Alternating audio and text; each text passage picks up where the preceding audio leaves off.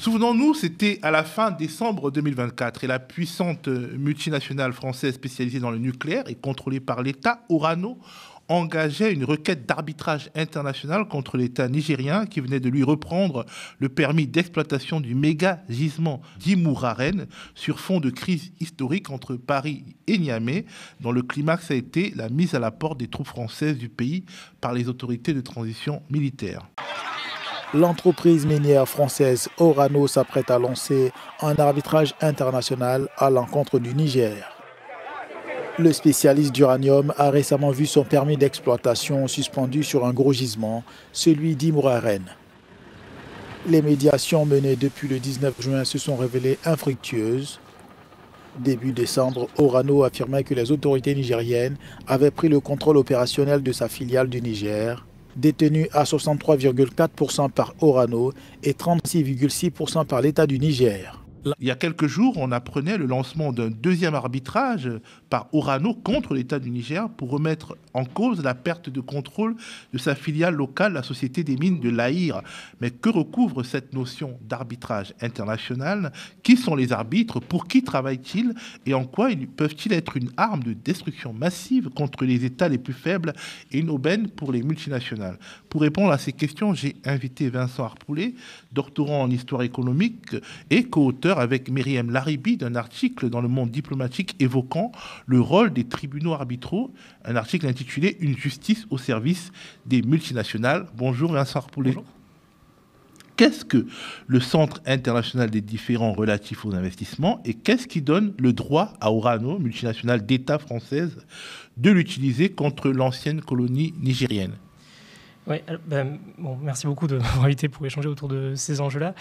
C'est vrai que en fait, le CIRDI, le Centre international pour le règlement des différends relatifs aux investissements, ça fait partie en fait de ce qu'on appelle des tribunaux d'arbitrage, qui sont en fait des cours de justice privés auxquels on peut avoir recours, auxquels toute entreprise peut avoir recours à partir du moment où elle est couverte par ce qu'on appelle des TBI, donc des traités bilatéraux d'investissement, qui sont des traités conclus entre deux États en vue de favoriser l'immersion en fait, d'investissements privés d'entreprises issues d'un des deux États dans l'autre État.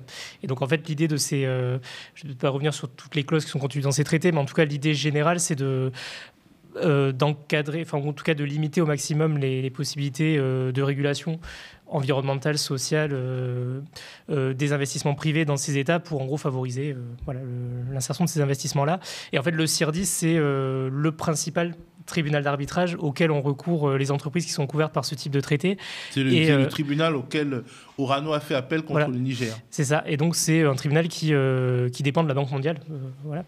Et alors, ce qui est assez intéressant, c'est qu'en fait, au départ, ce type de traité et le recours à l'arbitrage se généralise, en fait, apparaît au cours des années 50-60 et se généralise surtout dans les années 80-90, avec l'idée, en tout cas l'idée en apparence, que ça va favoriser le règlement le plus optimal en fait, des différends entre les États et les entreprises privées, parce qu'en théorie, ce sont des tribunaux qui ne sont liés à aucun pouvoir politique et qui sont, en gros, c'est une modalité de justice, d'arbitrage alternative au cadre multilatéral de l'OMC. Donc en fait, l'idée en fait, derrière ça, c'est qu'on ait recours à un tribunal qui soit indépendant de tout pouvoir politique, en théorie, et donc de tout intérêt porté par l'un des deux États qui serait impliqué dans cet arbitrage. Je dis l'un des deux États parce qu'en fait, derrière la multinationale qui dépose la plainte internationale, il y a souvent les intérêts d'un État, et on va peut-être le voir un peu derrière, mais il y a souvent des pressions diplomatiques en fait, qui sont exercées aussi. Dans le cas d'espèce, derrière Orano, c'est la France qui en est actionnaire à 90%, qui est en conflit avec le Niger, puisque le Niger a chassé les troupes françaises de son sol. Les relations sont très mauvaises et sont quasi inexistantes. Et donc, Orano porte la bataille dans ce champ de l'arbitrage international. Dans l'article, dans Le Monde diplomatique, part d'un exemple, celui de la bataille qui a opposé l'Équateur, pays d'Amérique latine, pays pauvre, et Perenco, deuxième groupe pétrolier français. Qu'est-ce qui s'est passé et pourquoi c'est grave? Pourquoi vous avez voulu parler de cette affaire et en quoi ça peut présager un avenir compliqué pour le Niger? Voilà, c'est assez représentatif de ce qui se passe effectivement entre Orano et le Niger. En fait, ce qui s'est passé en Équateur, c'est que au départ, en fait, tout part en fait de l'arrivée au pouvoir de Rafael Correa, donc qui est élu fin 2006 à la présidence de l'Équateur et qui est élu notamment avec un projet d'étatisation du secteur pétrolier. Et donc il veut impulser une étatisation assez significative de ce qu'on appelle les revenus exceptionnels, donc c'est-à-dire les revenus qui sont générés, alors c'est pas les revenus ordinaires, mais c'est les revenus qui sont générés par la hausse des cours du pétrole.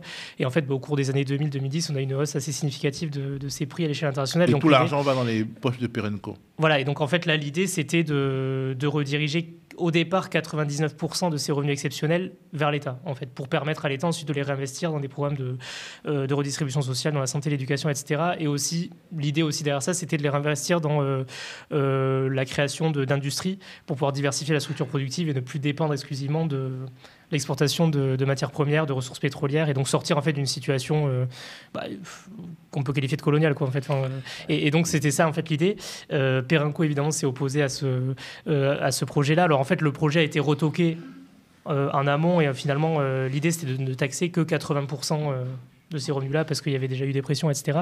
Mais bon, Perenco refuse ce projet-là et donc va déposer une plainte internationale à l'encontre de l'Équateur au nom justement d'un traité bilatéral d'investissement qui avait été conclu entre la France et l'Équateur, puisque Perenco est un groupe franco-britannique.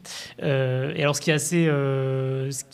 Ce qui peut nous indigner dans le cadre de ce procès-là, c'est notamment le fait que Perenco s'appuie sur ce traité d'investissement parce que son siège social se trouve en France, mais en revanche, la filiale qui était spécialisée dans l'extraction pétrolière en Équateur était basée aux Bahamas. Et donc, ce qui fait en fait, ce qui lui permettait de s'appuyer sur la loi française pour pouvoir faire valoir ses droits dans ce cadre-là, mais tout en sans payer pour aucun impôt en France. Et voilà, en gros, c'est un peu pour ça qu'on a voulu traiter cette affaire-là. Il bénéficie de la protection impériale de la France sans verser un copec à l'État français en termes d'impôts. C'est ça, en fait, concrètement, c'est ça.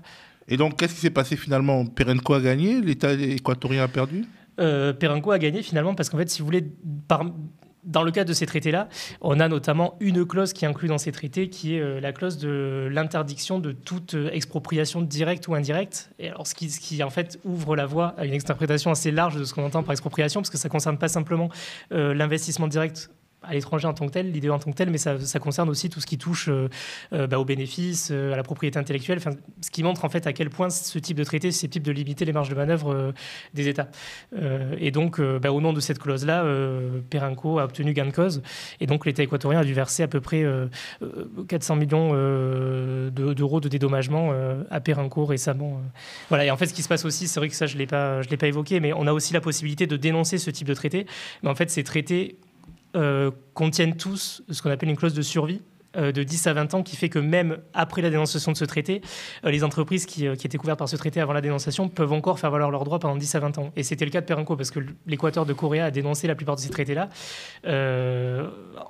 y compris le traité qui avait été conclu avec la France.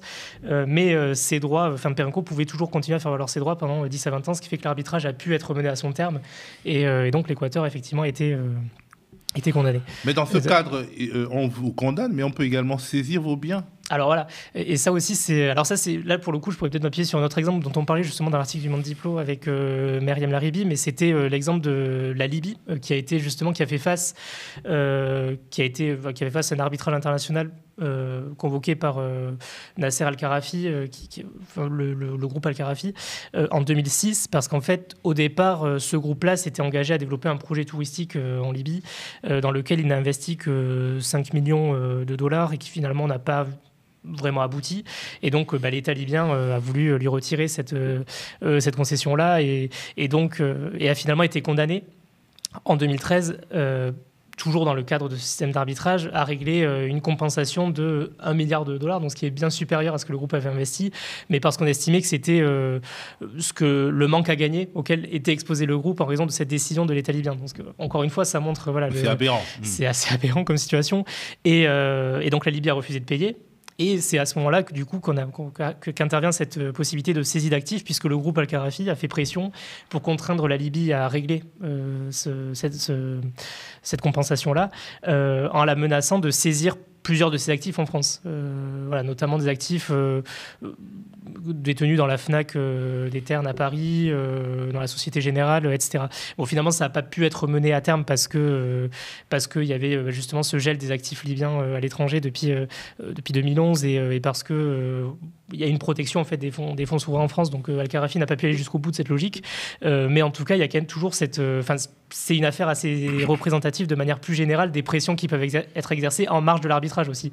Ça avait été le cas avec l'Équateur aussi, qui dans un autre arbitrage avait reçu des menaces de la part des États-Unis, parce que il était exposé à un arbitrage face à un groupe pétrolier états-unien et les États-Unis en fait en sous-main avaient menacé l'Équateur de lui fermer un certain nombre de débouchés commerciaux aux États-Unis s'il refusait d'accepter l'arbitrage, ce qui peut aussi contraindre certains États à accepter de payer. Du coup, en fait, on parle de tribunaux qui seraient indépendants des États, mais en réalité, ce sont des tribunaux qui sont construits pour favoriser les États les plus puissants et pour favoriser en fait la perpétuation de l'impérialisme. C'est ça. En fait, c'est ce qu'on voulait mettre en avant dans cet article-là, justement. C'est en fait le fait que ce qui est assez intéressant, c'est que cette modalité de résolution des différentes multinationales et États commence à se développer à partir des années 50-60. C'est corrélé en fait au processus de décolonisation. Et donc en fait l'idée c'est de perpétuer par le commerce du coup des relations coloniales finalement, parce que l'idée c'est de maintenir en fait les anciens États colonisés dans une structure productive qui est typique d'un État colonisé, c'est-à-dire une dépendance exclusive à l'exportation de matières premières non transformées voilà, une position de débouché pour tous les produits manufacturés qui, du coup, sont fournis. Parce que, du coup, là, le Niger, l'armée française s'en va. Mais les tribunaux d'arbitrage permettent d'agir. Alors, le Niger, en plus, a le franc CFA comme monnaie. Oui. Et on imagine que les saisies seraient beaucoup plus faciles puisque le franc CFA a des liens très forts avec la France. Il est garanti par l'euro, etc. C'est ça. Il est quasiment impossible pour un pays qui est dans ce cadre-là de ne pas avoir... des avoirs, entre guillemets, en Europe. Oui. Ça va être un peu la même chose avec, je passe rapidement, mais entre l'Équateur et les États-Unis, parce que l'Équateur est une économie dollarisée aussi, intégralement dollarisée, donc c'est un peu la même logique. Alors, une sorte de scandale environnemental est pendant au Niger à propos des déchets radioactifs liés à l'exploitation de l'uranium, comme le documente le Centre de recherche et d'information indépendante sur la radioactivité.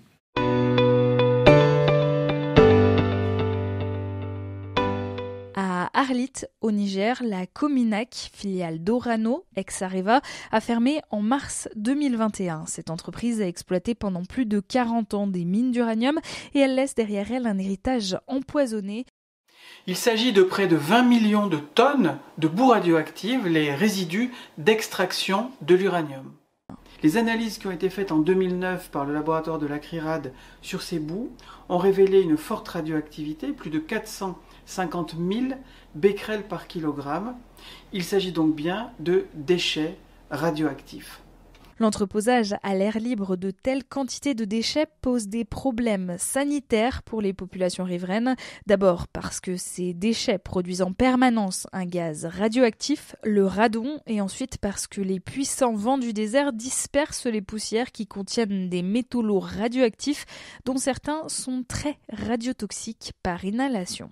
Ces déchets vont être radioactifs pendant des centaines de milliers d'années. Ils auraient donc dû être stockés sur un site qui garantit leur confinement à long terme. Alors Vincent, est-ce qu'un État peut attaquer victorieusement une multinationale devant les tribunaux arbitraux sur un manquement à ses devoirs en termes social, environnemental ou sur les questions des droits humains ? En fait, c'est très rare parce qu'on a des... Quand on regarde un peu les chiffres là, des 30 dernières années... on va dire dans à peu près 30% des cas, l'entreprise n'en sort pas victorieuse, mais ça ne veut pas dire pour autant que l'État en sort victorieux. Ça veut juste dire qu'en fait, on abandonne les poursuites et que du coup, l'entreprise, en tout cas, l'État n'a pas réglé de compensation à l'entreprise, mais l'État ne peut jamais gagner en fait quelque chose dans le cadre de ces arbitrages-là. C'est vraiment quelque chose. C'est construit pour renforcer les entreprises multinationales et affaiblir les États. Exactement, c'est ça. En fait, l'idée, c'est vraiment c'est intéressant, mais quand on regarde aussi toutes les clauses qui sont contenues dans ces traités-là, tout est fait pour justement limiter au maximum la régulation des marchés par les États. En fait, c'est vraiment l'interdiction de toute expropriation directe ou indirecte. Il y a aussi des clauses qui sont une clause qui s'appelle le traitement juste et équitable, qui est une autre des clauses qu'on brandit souvent dans le cadre de ce type d'arbitrage, qui vise en fait à garantir pour toute entreprise qui est couverte par ce type de traité de bénéficier des standards minimums de traitement des investissements privés à l'échelle internationale. Donc c'est vraiment en fait il y a tout un arsenal juridique qui est fait pour limiter en fait la régulation des États. Et en plus, dans ce type de système-là, seules les entreprises peuvent convoquer des arbitrages lorsqu'elles estiment que leurs droits sont bafoués par des États. Mais l'inverse n'est pas vrai. Et je pourrais peut-être revenir aussi sur la composition de ces tribunaux d'arbitrage. C'est quelque chose qu'on avait voulu mettre en avant aussi, mais c'est assez intéressant parce que, en fait, c'est très commun de voir des conflits d'intérêts en fait, entre l'arbitre, un arbitre qui est impliqué dans ce type d'arbitrage et l'entreprise privée qui est aux prises avec un État. Parce qu'en général, la plupart un certain nombre d'arbitres sont également membres de directoires d'entreprise en parallèle. Je vais donner un exemple, mais c'était par exemple l'Argentine qui, au début des années 2000, avait été condamnée par Vivendi et Suez à payer une amende de Paris 400 millions de dollars de dédommagement parce qu'elle avait gelé en fait les prix de l'eau et l'électricité après la grave crise qu'elle avait connue.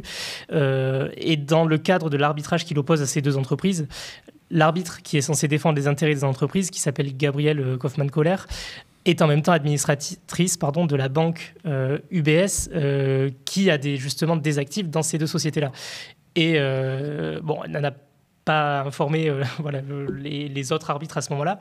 Et ce qui se passe, c'est qu'en fait, j'essaie d'être clair, mais ce qui se passe, c'est qu'en fait, vous avez trois arbitres en général qui sont désignés, un arbitre qui défend les intérêts de l'entreprise, un arbitre qui défend les intérêts de l'État et l'arbitre neutre qui est censé trancher.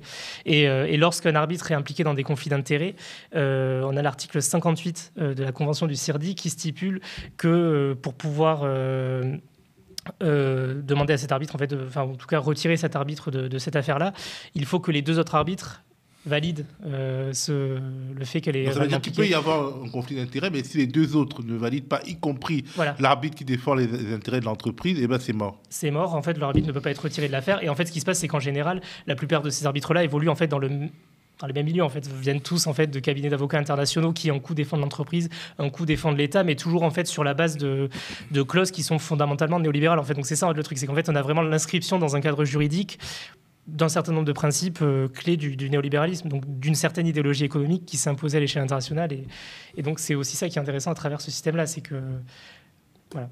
Est-ce que le Niger peut quelque chose? Est-ce qu'il est déjà perdant? Est-ce qu'il a déjà perdu? Là, j'ai peur. Enfin, après, on va voir comment ça se déroule, mais c'est vrai que dans le cas, il risque en fait d'avoir à payer une compensation parce que je crois que ce qu'on lui reproche, c'est d'entraver en fait la commercialisation de ressources qui ont été exploitées sur place. Donc, ça vient contrevenir justement à ces clauses. Traitement juste et équitable, etc. Alors, il faut voir que, par exemple, pour Immouraren, la mine d'uranium d'Immouraren, elle a été mise en sommeil pendant longtemps par Orano, en dépit des demandes nigériennes. Et puis, après, il y a eu une crise politique entre les deux pays, la France et le Niger. Et donc, le Niger a mis un terme de manière un peu unilatérale à une coopération économique sur la question de l'uranium. Ouais. Donc, a priori, a remis en cause le droit de l'entreprise Orano. On va observer tout ça, mais en tout cas, ça veut dire que si une élection dans n'importe quel pays africain qui a signé un de ces accords, une élection met au pouvoir quelqu'un qui choisit de nationaliser le pétrole, le gaz, l'uranium ou d'autres ressources, ou alors même de prendre des parts significatives dans le cacao ou le café, il va être attaqué comme ça, de cette manière-là. C'est ça, donc en fait, ça pose des problèmes démocratiques aussi. Enfin, c'est-à-dire que ça limite vraiment ça entrave le strict respect de la souveraineté populaire dans ces États-là aussi. Et là, je renvoie, il y avait un ouvrage justement qui a été publié dernièrement qui s'appelle Le coup d'État silencieux de Matt Kennard et Claire Provost, qui justement met l'accent sur la manière dont les multinationales, par ce biais-là, peuvent finalement renverser des processus démocratiques ou alors limiter de manière très significative les marges de manœuvre de gouvernements qui sont issus de processus démocratiques. Ouais. Parce que dans le cas du Niger, ce n'est pas le cas, mais voilà, aujourd'hui, en Afrique, beaucoup d'opposants et beaucoup de pouvoirs évoque la question de la souveraineté économique, et c'est un problème qui va se poser dans les années qui viennent, et même dans le cas du Niger, même si c'est pas un pouvoir démocratique, en fait, d'un point de vue de la souveraineté internationale, c'est le pouvoir de ce pays. Merci Vincent Harpollet. Merci beaucoup.